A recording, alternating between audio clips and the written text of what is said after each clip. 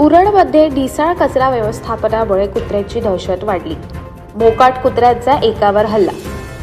उरण शहरात कचरा व्यवस्थापनाच्या ढिसाळ आणि बेफिकर कारभारामुळे मोकाट कुत्र्यांची दहशत वाढत चालली असून त्याचा फटका थेट सामान्य नागरिकांच्या जीवावर बसू लागला आहे.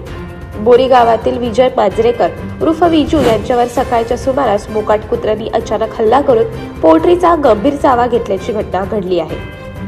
घटनेनंतर डॉक्टर प्रशांत बोंद्रे यांनी तत्काळ प्रसंगावधान राखत त्यांना उरण येथील इंदिरा गांधी ग्रामीण रुग्णालयात दाखल केले.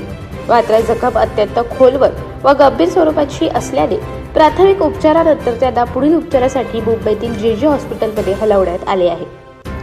या घटनेमुळे बोरीसह आसपासच्या परिसरात भीतीचे वातावरण पसरले असून सदर कुत्रा पिसाळलेला असण्याची दाट शक्यता नागरिकांकडून व्यक्त केली जात आहे.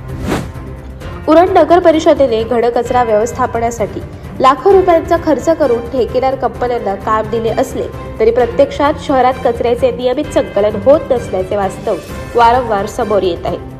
काही भागात 4-4 दिवस कचरा उचलला जात नाही तर काही ठिकाणी 15 दिवस कचरा तसाच पडून असल्याचे विदारक चित्र नागरिकांना पाहावे लागते आहे. या गंभीर परिस्थितीबाबत स्थानिक नागरिकांनी वेळोवेळी तक्रार केल्या असून पत्रकारांनीही या प्रश्नावर वारंवार वृत्तपत्रातून ठळक बातम्या प्रसिद्ध केल्या आहेत. मात्र कचऱ्याचे ढीग, मोकाट कुत्र्यांचे कळप आणि नागरिकांच्या जीवाला असलेला धोका याकडे जाणीवपूर्वक डोळेझाक केली जात असल्याचा आरोप केला जात आहे.